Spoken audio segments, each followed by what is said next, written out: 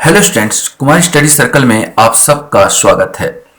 CGPSC prelims test series 2025 को आगे बढ़ाते हुए टेस्ट सीरीज तीसरा छत्तीसगढ़ का प्राचीन इतिहास हम लोग यहाँ पर चलते हैं। जो बच्चे मुझसे अभी भी जुड़ रहे हैं वो मेरे पुराने वीडियो को अगर देखना चाहते हैं तो मेरे चैनल के प्लेलिस्ट में जाएंगे, जिसमें सीजीपीएससी प्रीलिम्स सीरीज 2025 को टच करके पूरे वीडियो को देख सकते हैं। तो चलिए देर न करते हुए एक एक क्वेश्चंस को सॉल्व करते हैं। तो पहला क्वेश्चन हमारे सामने यहां पर आता है, निम्नलिखित में से कौन सा शासक फणी नागवंश से संबंधित था? यह आपको बताना है। सोमेश्वर देव, गोपाल देव, कन्हर देव, रामचंद्र देव। इसमें से आपको सही उत्तर आपको छांटना है। तो सही उत्तर इसमें डी आएगा, 2 और 4। थोड़ा जानकारी दे दूं, 2 नागवंश यहां पर शासन कर रहे थे। अगर छत्तीसगढ़ की बात कर दिया जाए तो बस्तर साइड की अगर बात किया जाए तो वहां पर छिंदक नागवंश, बस्तर साइड छिंदक नागवंश का शासन था। और ये कवर्धा साइड की अगर बात कर दिया जाए तो कवर्धा साइड फणी नागवंश का राज था, जिसमें से 2 राजाओं का नाम विशेष है, गोपाल देव और रामचंद्र देव। तो 2 और 4 यहां पर डी आंसर आपका आएगा। क्वेश्चन हमारे सामने यहां पर आता है, राजा केशव देव रायपुर में किस सन में शासक थे? यह आपको बताना है। 1438, 1420, 1478 या 1498। सही आंसर अगर देखा जाए तो कलचुरी वंश के 2 शाखा था, एक रतनपुर शाखा और एक रायपुर शाखा। रायपुर शाखा का अगर रायपुर गजेटियर में देखा जाए तो हमको 1420 में शासन मिलता है केशव देव का। राजा केशव देव का शासनकाल माने प्रथम राजा जो रायपुर शाखा के लोहरी शाखा जो बोला जाता था कलचुरियों का, उसके शासन का प्रथम राजा की अगर बात किया जाए तो 1420 में राजा केशव देव का जिक्र होता है।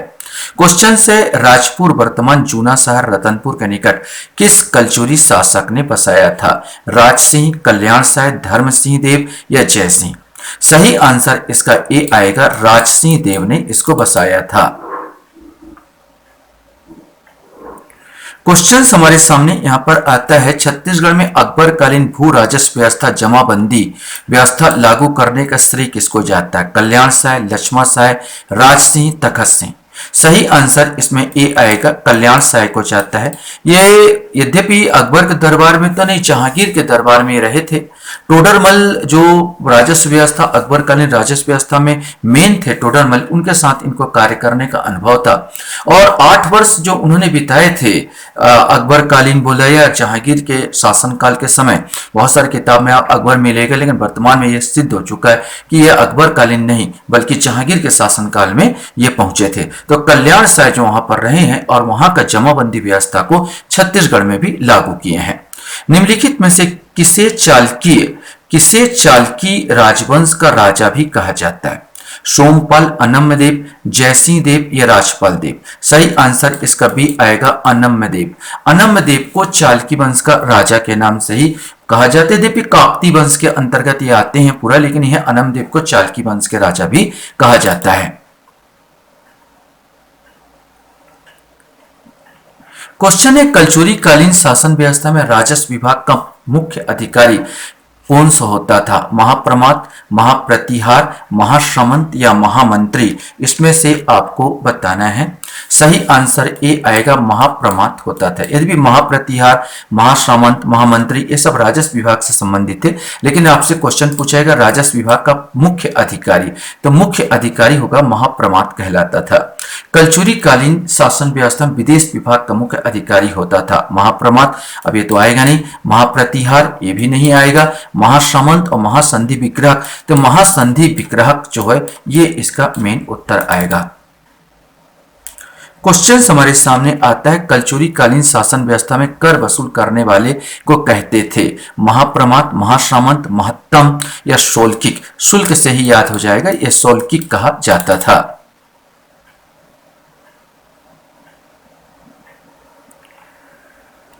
क्वेश्चंस है, किस राजवंश के ताम्रपत्र को आरंभ ओम नमः शिवाय से होता था?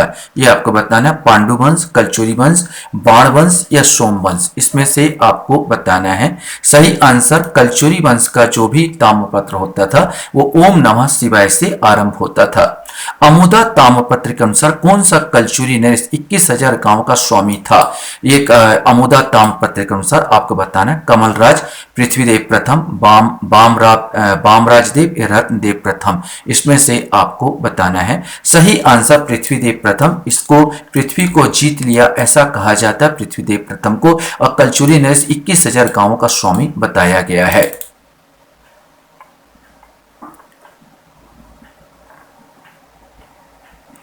क्वेश्चंस हमारे सामने यहां था, रायपुर भिलई के मध्य स्थित देव बलौद, रायपुर भिलई के मध्य स्थित देव बलौद का प्रसिद्ध शिव मंदिर किस राजवंश के स्थापत्य का उदाहरण है? यह आपको बताना है। कलचुरी, सरबपुरी, पांडु या सोमवंश, इसमें से कोई आएगा। सही आंसर ये आएगा कलचुरी राजवंश।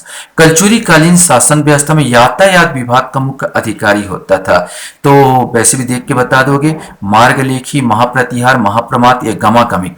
गमन से स्टार्ट है, गमन माने गमन जाना, तो गमागमिक हुआ करता था इसका मेन अधिकारी यातायात विभाग का। क्वेश्चन हमारे सामने आता है, कलचुरी कालीन शासन व्यवस्था में हस्ती सेना प्रमुख होता था। हस्ती माने हाथी, सेना का प्रमुख होता था, यह आपको बताना है। अगर आप एक चीज पकड़ेंगे, वहां पर पीलू, पीलू माने हाथी होता है, तो महापीलूपति भी कहा जाता था। कलचुरी वंश का कौन सा शासक मुगल शासक जहांगीर से मिलने दिल्ली गया था? अब यहाँ पर जिक्र करते करते बताते बता चुका था कि कल्याण साय वहां पर गया था, तो मुगल दरबार में 8 साल ये रहा है यहाँ पर। तो ये हमको जिक्र मिलता है, जहांगीर ने तुझके बाबरी में लिखा है कि मैंने अपने लड़के को भेजा था, और जहां पर उन्होंने 1 लाख हाथी, करीब 1 लाख रुपए और 30,000 हाथी का जिक्र मिलता है कि उन्होंने लेके आए थे, और कल्याण साय को प्रस्तुत किया था मेरे लड़के ने। ऐसा करके तुझके जहांगीरी में ये वर्णन किया गया है। तो साफ जाहिर है कि जहांगीर के शासनकाल में कल्याण साय यहां पहुंचे थे। क्वेश्चन हमारे सामने यहां पर था, कलचुरियों के प्रशासनिक व्यवस्था में अमात्य मंडल में कुल कितने मंत्री सम्मिलित थे? ये आपको बताना है। तो सही आंसर आपको बताना है 6, 7, 8 या 9। सही आंसर 8 मंत्री होते थे। वैसे अधिकांश शिवाजी के भी मंत्रिमंडल में 8 ही होते थे, 8 मंत्री ही होते थे। और अगर बोला जाए तो दक्षिण भारत में भी अगर देखा जाए तो 8 मंत्री का ही रोल रहा है। तो यहाँ पर भी कलचुरी शासनकाल में भी बात किया जाए तो 8 मंत्रियों का ही रोल था। कलचुरी कालीन शासन व्यवस्था में एक गढ़ लगभग कितने ग्रामों का होता था? ये कॉमन क्वेश्चन है जो आंख मुझ के आप लोग बता सकते हो। वह है 84 ग्रामों का। 84 ग्रामों का एक गढ़ बोला जाता था। इसके प्रधान को गढ़ाधिपति के नाम से संबोधित करते थे। क्वेश्चंस था, बस्तर का भूमिकाल आंदोलन 1910 में किस बस्तर नरेश के समय हुआ था? भैरम देव, दलपत सिंह, दरिया देव या रुद्र प्रताप देव, इसमें से कोई एक आएगा। सही आंसर इसका आपका डी आएगा, रुद्र प्रताप देव। ये भूमिकाल आंदोलन अर्थात भूमि का कांपना, गुंडाधुर इसके नेता थे, 1910 में हुआ था रुद्र प्रताप देव के समय। सरबपुरी राजवंश के किस शासक द्वारा गरुड़, शंख और चक्र अंकित किए हुए स्वर्ण सिक्के चलाए गए? सरबराज, नरेंद्र, प्रसन्न मात्र या महासुदेव राज, इसमें से आपको बताना है। सही आंसर सी आएगा, ये प्रसन्न मात्र द्वारा चलाए गए थे। क्वेश्चन से आपके सामने है, सरबपुरी वंश की राजमुद्रा क्या थी? बहुत बार क्वेश्चन पूछा गया है। गजलक्ष्मी, सिंह, हाथी, इनमें से कोई नहीं। सही आंसर ये आएगा, गजलक्ष्मी इनकी राजमुद्रा थी। निम्नलिखित में से छत्तीसगढ़ के किस स्थान से राजा बरहा राज के स्वर्ण सिक्के प्राप्त हुए? एडेंगा, आरंग, राजिम या बानाबरद, इसमें से कोई एक आएगा। अगर बरहा राज की बात की, बस्तर साइड का ये था, और बस्तर साइड का अगर राजा है तो एडेंगा आएगा, एडेंगा से प्राप्त हुए हैं। क्वेश्चन हमारे सामने आता निम्नलिखित में से किस स्थान से प्राप्त अभिलेख की शुरुआत विजेता थे, विजेता है और विजेता रहेंगे शब्द से हुई है? रिद्धिपुर, पोड़ा गांव, केसरी बेड़ा या पंडिया पाठर, इसमें से आपको बताना है। सही आंसर भी आएगा पोड़ागढ़। अडभार ताम्रपत्र किनसे संबंधित है? तीवरदेव, चंद्रगुप्त, हर्षगुप्त या नन्नराज, इसमें से कोई एक आएगा। सही आंसर डी आएगा, ये नन्नराज से संबंधित है।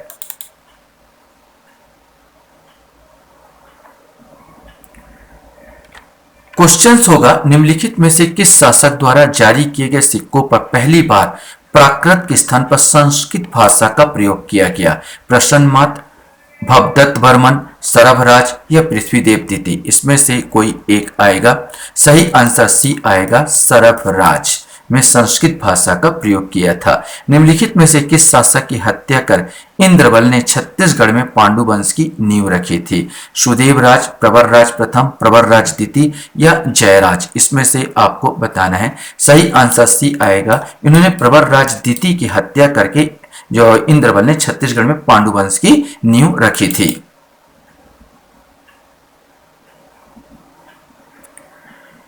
क्वेश्चन आपके सामने है, पांडव वंशी शासक भरत बल की रानी का क्या नाम था जो सरबपुरी थी? अब पांडुवंशी शासक की बात किया जाए, पांडुवंशी शासक, तो एक पांडुवंशी शासक हर्ष की पत्नी का नाम वाष्टा देवी मिलता था। अब यह हर्ष की पत्नी तो पूछा नहीं, ये भरत बल की पत्नी पूछा, तो भरत बल की रानी का नाम जो था लोक प्रकाशा, सी आएगा। 25 का आंसर सी आ जाएगा।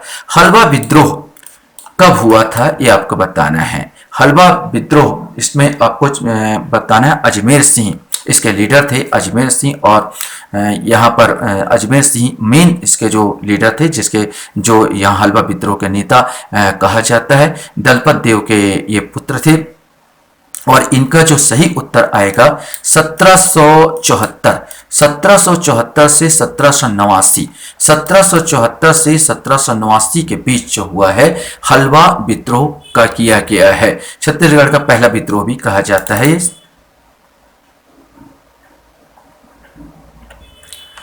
क्वेश्चन हमारे सामने यहाँ पर आता है, महाजनपद काल में छत्तीसगढ़ क्षेत्र निम्नलिखित में किस महाजनपद के अंतर्गत आता था?